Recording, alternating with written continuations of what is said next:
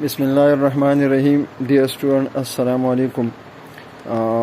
آپ لوگ میرا YouTube channel Urdu learning point دیکھ رہے ہیں.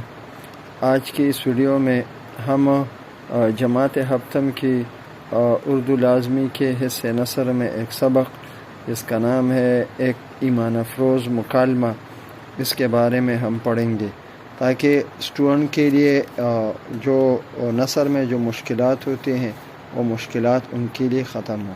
تو آئیے ڈیئر اسٹوڈنٹ ویڈیو کی طرف چلتے ہیں. یہ اسکرین پر آپ کے سامنے جو ٹاپک نظر آ رہا ہے اس کا نام ہے، سبق کا نام ہے، یہ حصہ نثر ہے ایک ایمان افروز مکالمہ. اس کا مطلب ہے ایمان سے بھری ہوئی ایسی باتیں، مکالمہ جس کو انگلش میں ڈائیلاگ کہتے ہیں، اور جب دو افراد کسی بھی جگہ آپس میں آمنے سامنے بیٹھ کر کسی موضوع پر، کسی ٹاپک پر بات کرتے ہیں اور اپنے خیالات کا اظہار کرتے ہیں، اس کو مکالمہ کہتے ہیں. تو یہ سبق ہے جس کا نام ہے ایک ایمان افروز مکالمہ.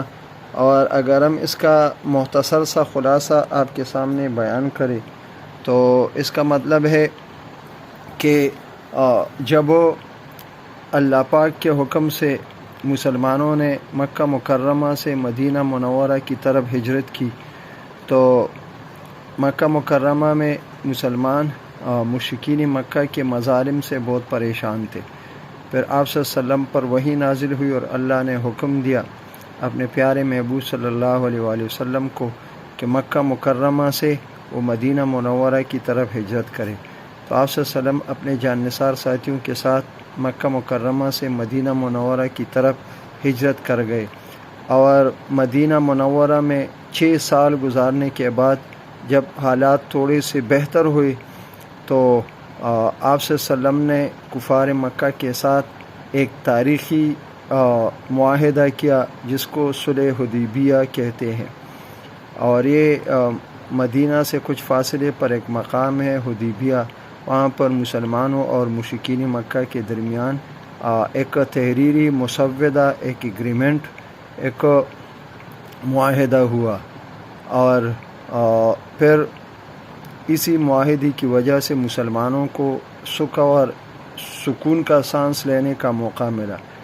پھر اسی دوران میں جب آپ صلی اللہ علیہ وسلم نے کفار مکہ کے ساتھ یہ معاہدہ کیا تو آپ صلی اللہ علیہ وسلم نے سوچا کہ اب ہمیں موقع ملا ہے تو ہم دنیا کے جو بڑے بڑے بادشاہ اور حکمران ہیں ان کو اسلام کی طرف لانے کے لیے ان کو اسلام کا دعوت پہنچایا جائے.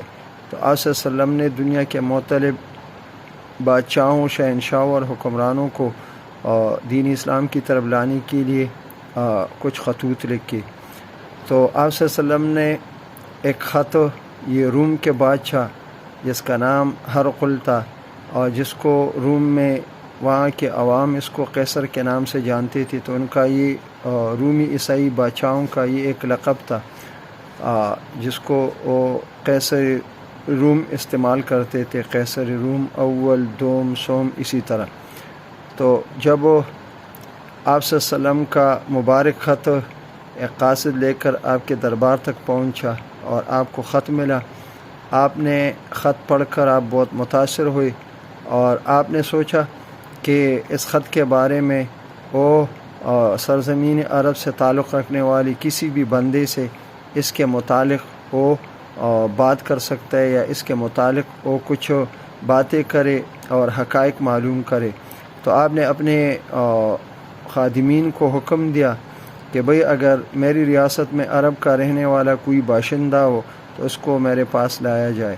تو خوش قسمتی سے ابو سفیان ایک تجارتی قافلے کے ساتھ ادھر روم گئے تھے، اور وہاں پر فلسطین آئے تھے، اور فلسطین کے علاقے غزہ میں آپ مقیم تھے. اور قیصر کے آدمی ابو سفیان کو یہ عربی سمجھ کر آپ کو ہرقل کے دربار میں لے گئے. ہرقل انتہائی شان و شوکت کے ساتھ دربار میں موجود تھا، اور پھر ہرقل نے ابو سفیان رضی اللہ تعالیٰ عنہ سے، جو اس وقت مسلمان نہیں تھے، ایمان نہیں لائے تھے، ہرقل نے اس سے یہ اس خط کے بارے میں بات چیت کی، اور یہ پورا سبق اس مکالمے کے انداز میں ہے کہ جو خط میں جو حقیقت اور سچائی تھی، ابو سفیان سے ہرقل نے اس حقائق اور سچائی کو معلوم کرنے کی کوشش کی اور مکالمہ کیا۔ تو ابو سفیان نے ان تمام باتوں کا کہ وہ اس وقت کافر تھے، مشرک تھے، لیکن اسلام کی خوبیوں اور آپ صلی اللہ علیہ وسلم کی سچائی اور صداقت سے وہ انکار نہیں کر سکی اور صحیح جوابات دیے۔ تو آخر میں ہرقل بھی بہت زیادہ متاثر ہوئے اور اپنے درباریوں سے مخاطب ہوئے کہ بھئی اب وقت ہے کہ یہ پیغمبر جس کا خط مجھے ملا ہے یہ سچا اور برحق ہے، اور ایک وقت ایسا آئے گا کہ یہ میری حکومت اور بادشاہی کو بھی اس طرح یہ اپنے قبضے میں کر لے گا۔ تو ہرقل کا دل اسلام کی اس دعوت سے متاثر ہوا تھا، اور اس نے اپنے درباریوں کو حکم دیا کہ ابھی ہمارے پاس موقع ہے کہ ہم اس دعوت کو قبول کر لے۔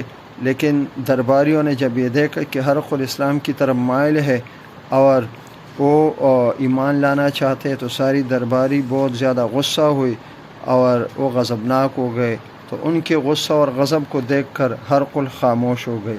تو یہ سبق اس تاریخی مکالمے کے بارے میں ہے جس میں ہرقل نے ابو سفیان رضی اللہ تعالیٰ عنہ سے بات چیت کی۔ تو اسکرین پر آپ کو سبق کا نام نظر آ رہے، ایک ایمان افروز مکالمہ۔ اس سبق میں جو خاص الفاظ ہے جس کو ہم مشکل الفاظ کہتے ہیں آپ کو اسکرین پر نظر آ رہے ہیں۔ پہلا لفظ ہے معاہدہ۔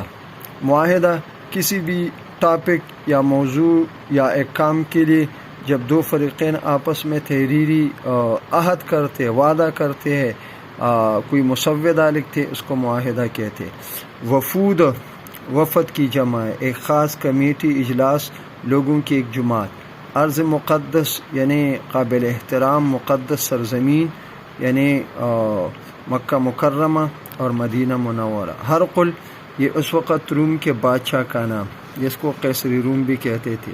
تاج شاہی، بادشاہی کا، حکومت کا تاج جو سونے کا ہوتا تھا آپ کے سر پہ رکھا تھا۔ نبوت، نبی، اللہ کے احکامات، شریعت کا پیغام لوگوں تک پہنچانے والا نبی کہلاتا ہے۔ نبوت یعنی احکاماتی شریعت۔ شریف النسب، آپ صلی اللہ علیہ وسلم اپنے خاندان کے حوالے سے بہت شریف اور عزت دار تھے۔ تقوی، پرہیزگاری یعنی اللہ سے زیادہ ڈرنے والا، گناہوں سے پرہیز کرنے والا۔ صلہ رحمی کہ آپ میں بہت زیادہ رحم دلی اور مہربانی پائی جاتے ہوئے، یعنی رحم دل اور مہربان انسان۔ ہوس، ہوس کہتے ہیں حرص یا لالچ کو۔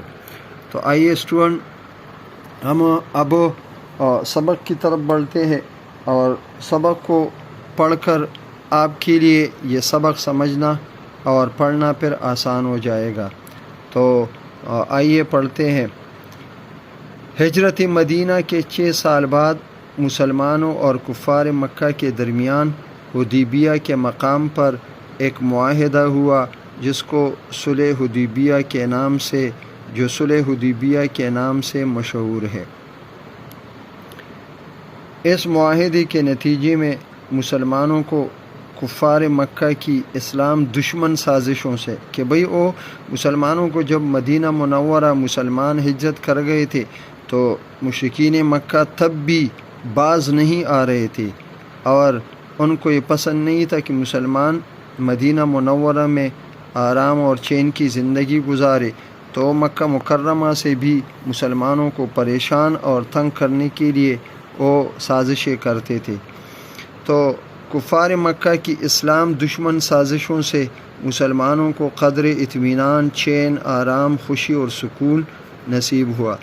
اب وقت تھا کہ اسلام کا پیغام تمام دنیا کے یہ لوگوں تک پہنچایا جائے۔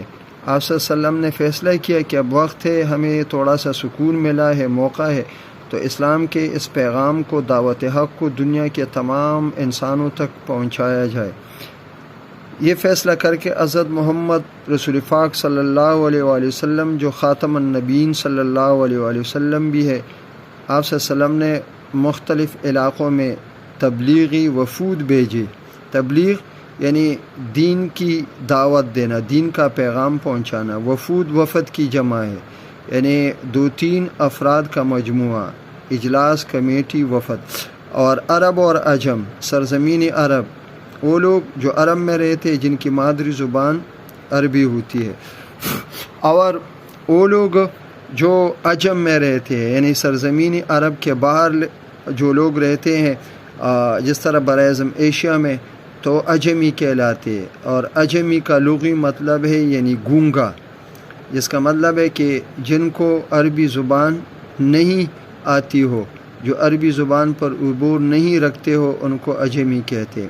تو عرب اور عجم کے متعدد حکمرانوں کو آپ صلی اللہ علیہ وسلم نے خطوط بھیجے، اور ان کو خطوط بھیج کر اسلام کی طرف، یعنی اسلام لانے کی طرف اور ایمان لانے اور اسلام قبول کرنے کی دعوت دی۔ ایک خط روم کے بادشاہ ہرقل، جو قیصر کے نام سے بھی مشہور تھا، حضور پاک صلی اللہ علیہ وسلم کا نام مبارک، یعنی آپ کا مبارک نام، آپ کا مبارک خط قیصر کو اس وقت ملا جب رومی لشکر ایرانیوں کو شکست فاش دینے کے بعد فتح مناتا ہوا ارض مقدس پہنچ چکا تھا۔ آپ صلی اللہ علیہ وسلم کا مبارک خط یہ ہرقل کو اس وقت ملا جب روم کی لشکر ایران میں ایرانی افواج کو عبرتناک شکست دے کر ابھرتا ہوا یہ سعودی عرب کے حدود تک پہنچ چکا تھا۔ قیصر کو جب خط ملا تو اس نے اپنے ملازمین کو، اپنے درباریوں کو حکم دیا کہ عرب کا کوئی شخص ملے تو اسے میرے پاس لاؤ، تاکہ اس خط کے بارے میں، کہ اس خط میں جو عبارت ہے اور جو دعوت ہے، اس کے بارے میں عرب، سرزمین عرب کے کسی بندے سے اس کے بارے میں معلومات حاصل کر لوں۔ اتفاق سے ابو سفیان ایک تجارتی قافلے کے ساتھ ارض فلسطین، یعنی فلسطین کے سرزمین فلسطین آئے تھے، اور فلسطین کے علاقے غزہ میں وہ مقیم تھے۔ آپ وہاں پر موجود تھے، رہائش اختیار کیے ہوئے تھے۔ قیصر کے آدمی انہیں غزہ سے لے کر قیصر کے دربار تک لے آئے۔ قیصر نے جب ابو سفیان قیصر کے دربار میں آئے تو قیصر تاج شاہی پہن کر، اپنی بادشاہی کا سونے کا تاج پہن کر، بڑی شان سے، بڑی شان و شوکت سے دربار آپ نے منعقد کیا۔ وزیر اور درباری درجے بدرجہ، یعنی اپنے عہدے اور درجے اور حیثیت کے مطابق دربار میں وزیر اور درباری، امیر، امراء یہ بیٹھے ہوئے تھے، موجود تھے۔ قیصر نے اہل عرب سے پوچھا، قیصر نے اہل عرب یعنی عرب کے اس باشندے ابو سفیان سے پوچھا کہ تمہاری قوم میں جس شخص نے، یعنی قریش میں، مشرکین مکہ میں جس شخص نے نبوت کا دعویٰ کیا ہے، یعنی وہ اپنے آپ کو نبی، اللہ کا نبی کہنے کا دعویٰ کرتا ہے، اس کا سب سے قریبی رشتہ دار کون ہے؟ ابو سفیان نے کہا کہ میں آپ کا قریبی رشتہ دار ہوں۔ اس کے بعد حسب ذیل گفتگو، بات چیت ہوئی، پھر دونوں کے درمیان یہ مندرجہ ذیل مکالمے کے انداز میں بات چیت شروع ہوئی، باتیں ہوئی۔ ہرقل نے آپ سے سوال پوچھا کہ یہ بتاؤ کہ محمد رسول پاک صلی اللہ علیہ وآلہ وسلم جو خاتم النبیین صلی اللہ علیہ وآلہ وسلم ہے، آپ کا خاندان کیسا ہے؟ ابو سفیان نے جواب دیا کہ آپ صلی اللہ علیہ وسلم کا خاندان شریف النفس ہے، بہت شریف اور عزت دار ہے۔ اس کے بعد ہرقل نے دوبارہ سوال پوچھا کہ اس خاندان میں کسی اور نے بھی نبوت کا دعویٰ کیا تھا؟ یعنی آپ صلی اللہ علیہ وسلم سے پہلے اس خاندان میں کوئی پیغمبر آیا تھا اور اس نے نبی ہونے کا، نبوت کا، رسالت کا دعویٰ کیا تھا؟ ابو سفیان نے جواب دیا نہیں۔ پھر ہرقل نے تیسرا سوال پوچھا، اس خاندان میں کوئی بادشاہ، کوئی حکمران گزرا ہے جس نے حکومت کی ہو، سرزمین عرب پر حکومت کی ہو؟ ابو سفیان نے جواب دیا کوئی نہیں۔ ہرقل نے پھر پوچھا، کبھی انہوں نے جھوٹ بھی بولا ہے؟ یعنی وہ جھوٹ بھی بولتا ہے؟ ابو سفیان نے جواب دیا کبھی نہیں۔ ہرقل نے پھر پوچھا جن لوگوں نے یہ مذہب یعنی مذہب اسلام قبول کیا ہے وہ کمزور لوگ ہیں یا صاحب اثر ہے، یعنی وہ بہت زیادہ امیر و دولت مند ہے یا غریب اور کمزور ہے؟ ابو سفیان نے جواب دیا کہ وہ کمزور لوگ ہیں۔ ہرقل نے پھر سوال پوچھا کہ محمد رسول پاک صلی اللہ علیہ وآلہ وسلم جو خاتم النبیین صلی اللہ علیہ وآلہ وسلم ہے، اس کے پیروکار یعنی آپ کے پیچھے چلنے والے، آپ کی امت، آپ کے تابعدار بڑھ رہے ہیں یا گھٹتے جا رہے ہیں؟ یعنی ان کی تعداد آپ کی دعوت کو لوگ یہ سن کر یا قبول کر رہے ہیں، ان کی جو مسلمانوں کی تعداد یعنی وہ بڑھ رہی ہے یا گھٹتے جا رہے؟ گھٹنا یعنی کم ہونا، تو یا ان کی تعداد کم ہو رہی ہے؟ تو ابو سفیان نے جواب دیا کہ نہیں، مسلمانوں کی آپ کی دعوت پر لوگ ایمان لا رہے ہیں اور مسلمانوں کی تعداد بڑھتی جا رہی ہے۔ ہرقل نے پھر پوچھا ان کے دین میں داخل ہونے کے بعد کوئی شخص منحرف بھی ہو جاتا ہے کہ؟ ہرقل نے پوچھا کہ جب کوئی بندہ یہ اسلام میں داخل ہوتا ہے اور وہ ایمان لاتا ہے تو ایمان لانے کے بعد، مسلمان ہونے کے بعد کبھی وہ اسلام سے وہ پیچھے ہٹ جاتا ہے، اسلام سے پھر جاتا ہے؟ تو ابو سفیان نے جواب دیا کہ نہیں، کوئی نہیں دوبارہ اسلام سے نہیں ہٹتا۔ ہرقل نے پوچھا انہوں نے کبھی عہد و قرار کی خلاف ورزی کی ہے؟ ہرقل نے ابو سفیان رضی اللہ تعالیٰ عنہ سے پوچھا کہ آپ صلی اللہ علیہ وسلم نے کبھی اگر کسی کے ساتھ کوئی وعدہ کیا ہو، کوئی معاہدہ کیا ہو اور پھر اس کی خلاف ورزی کی ہو؟ تو ابو سفیان نے کہا کہ آج تک تو نہیں کی، البتہ حال ہی میں ہمارے یعنی کچھ دن پہلے ہمارے اور ان کے درمیان ایک عہد و پیمان، ایک وعدہ وعید اور معاہدہ ہوا ہے، دیکھیے کہ ہم دیکھتے ہیں کہ اس پر آپ صلی اللہ علیہ وسلم قائم رہتے ہیں یا نہیں۔ ہرقل نے پھر پوچھا تم نے ان سے کبھی جنگ؟ ہرقل نے پھر سوال پوچھا کہ تم نے ان سے کبھی جنگ بھی کی ہے؟ ابو سفیان نے جواب دیا کہ کئی دفعہ ہم نے ان سے جنگ کی ہے۔ ہرقل جنگ کا نتیجہ کیا رہا؟ ابو سفیان نے جواب دیا کبھی ہم غالب آئے، کبھی وہ، کبھی ہم نے ان جنگوں میں سے کامیابی حاصل کی اور کبھی مسلمانوں کو کامیابی ملی۔ ہرقل نے پھر سوال پوچھا وہ تمہیں کس بات کی تلقین کرتے ہیں؟ ابو سفیان نے جواب دیا کہ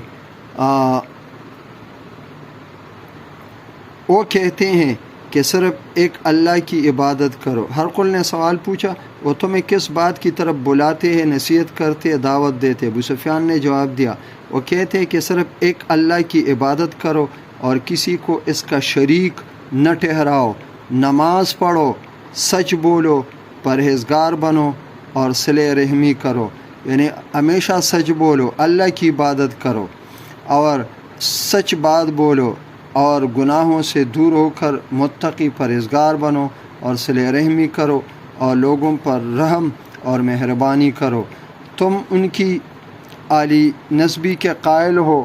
یہ ہرقل نے پھر پوچھا کہ تم ان کی عالی نسبی کے قائل ہو؟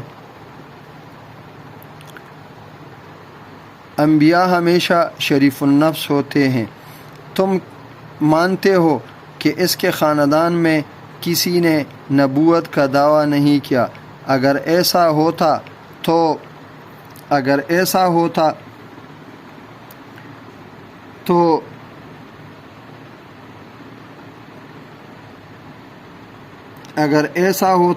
میں سمجھتا کہ خاندان کا اثر ہے۔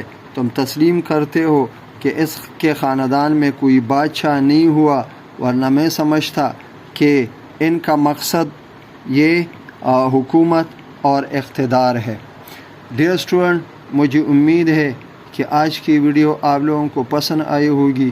آپ غور توجہ سے اس ویڈیو کو دیکھیں اور یہ اس نثر کو اور الفاظ کو سمجھ کر اس کو پڑھ کر اس کی دہرائی کرے تاکہ آپ لوگوں کے لیے سبق بہت زیادہ آسان ہو اور آپ پھر خود اس کی ریڈنگ کر کے مشکل الفاظ کے معنی یہ آپ کر سکے اور پڑھ سکے۔ انشاءاللہ اگلی ویڈیو میں اس سبق کے بارے میں اگلے حصے کے بارے میں پھر بات کریں گے اور پڑھیں گے۔ تب تک کے لیے اجازت، اللہ حافظ۔